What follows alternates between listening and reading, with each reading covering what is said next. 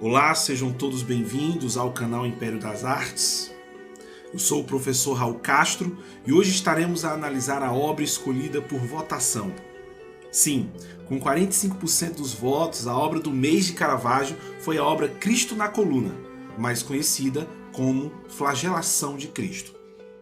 Como já visto em outros vídeos, Caravaggio foi o mestre do escuro com sua técnica tenebrista, mas acima de tudo, aqui temos uma peça que também envolveu uma questão bastante pessoal.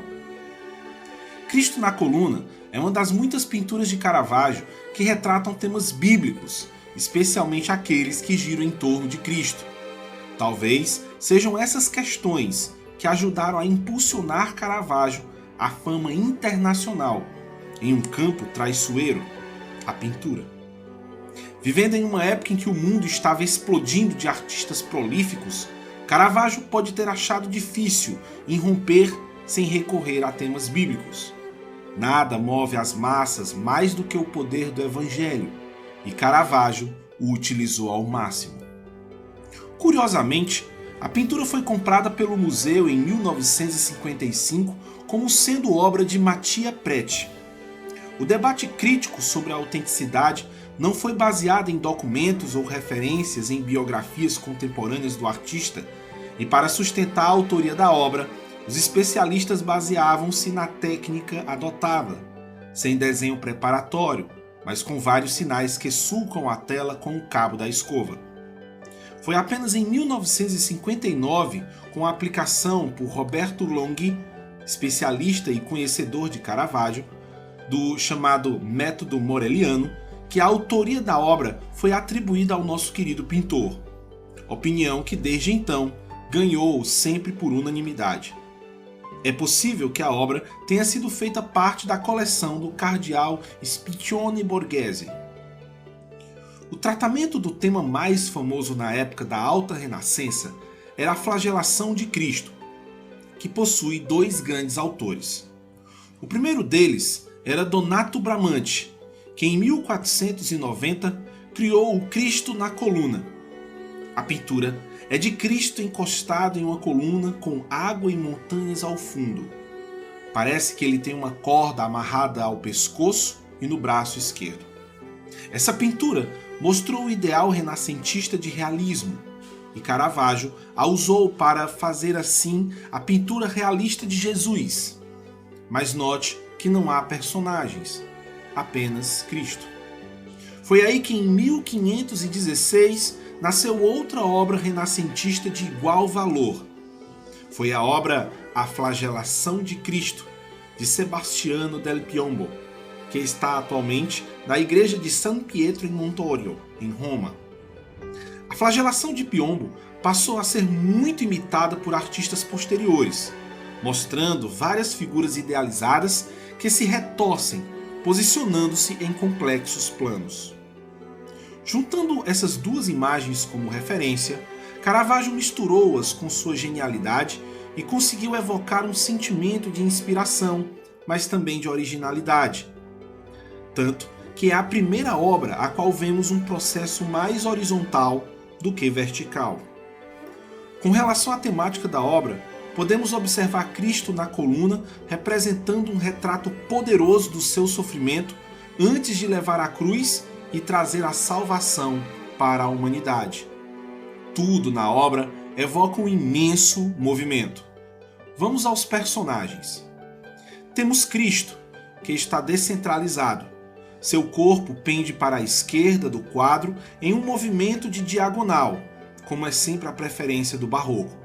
Seu corpo aparece musculoso e bem definido, e sua aparência é bem máscula, contrariando os aspectos andrógenos da Renascença e até de outras obras suas, como Jesus, em A Ceia em Emaús, de 1601, e já analisada aqui no canal.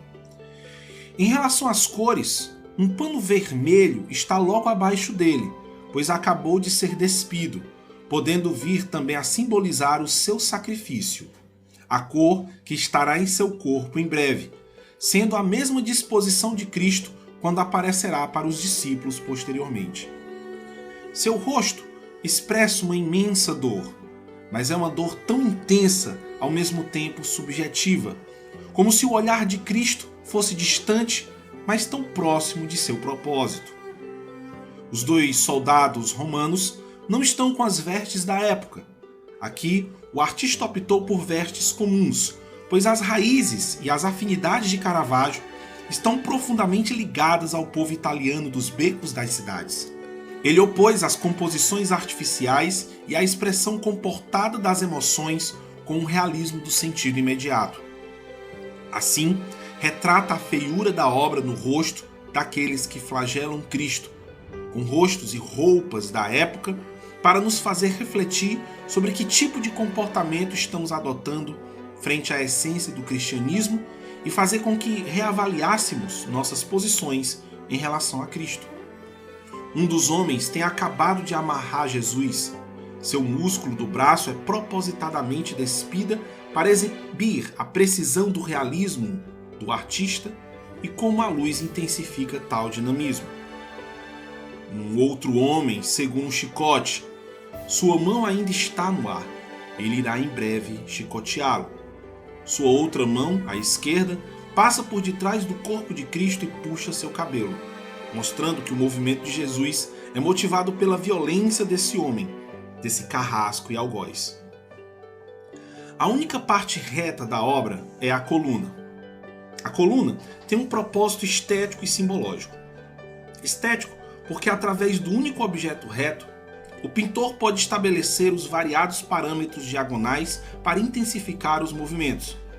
É também simbológico, pois a coluna representa a dor e o sofrimento que são inevitáveis, não só para Jesus, como também na vida de qualquer pessoa.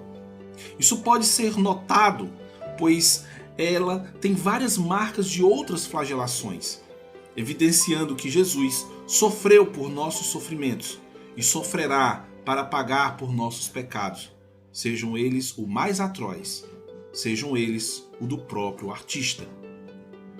Caravaggio era uma pessoa de índole difícil e para alguns tão tenebroso quanto seu chiaroscuro. Antes de 1606, ele chegou a ser preso 3 vezes. Na primeira por jogar pedras em policiais à paisana, depois por xingar profissionais do mesmo ofício e na terceira por ofensas contra uma mulher e sua filha na rua. Numa situação em 1605, ele teve todos os seus móveis apreendidos por uma mulher a quem ele não pagou aluguel de sua estadia por 6 meses. Na ocasião, ele se feriu caindo na própria espada. Mas os crimes de Caravaggio não pararam por aí, pois ele ainda não tinha cometido um homicídio em vida. O fato ocorreu em 1606, quando ele assassinou um homem de nome Ranuccio Tomassoni. Alguns defendem que teria sido por conta de uma prostituta preferida por ele de nome Filidine Melandroni, que inclusive pousou para algumas de suas obras. Os dois, então, teriam entrado numa violenta batalha que acabou com o pintor tentando pegar o segundo homem e castrá-lo. O procedimento, mesmo não tendo chegado aos fins de fato, teria levado Ranúcio à morte. O caso pegou tão mal para ele que o próprio Papa o condenou à morte. Mas tal ordem não foi cumprida, pois ele fugiu para Nápoles e lá recebeu proteção de alguns mecenas. Depois, foi então tentando buscar perdão papal que começou a pintar a obra A Flagelação de Cristo e Cristo na coluna, pois foi chegando à percepção que a série de azares de sua vida se devia aos seus pecados, sua consciência. Durante esse período, isso o dilacerou, para a direita e para a esquerda, mas ele não conseguia escapar da imagem da morte em sua mente. Essa também é a imagem de Jesus na coluna. Jesus rasga a coluna, mas suas mãos estão amarradas e presas ao mármore por um soldado de Pilatos. Caravaggio nos coloca que, assim como Cristo, o homem não pode fugir do sofrimento, como não se pode fugir da dor da consciência que ela nos provoca. Se nosso Senhor veio ao mundo para sofrer pelos nossos pecados, Caravaggio se sentia em parte responsável por esse sofrimento, ao assumir sua natureza humana e inevitável e pecaminosa, a qual somente Cristo poderia ali salvá-lo, já que todos naquele mundo estavam contra ele. E foi procurando perdão que Caravaggio novamente nos pôs diante de uma beleza artística inimaginável, grandiosa e divina.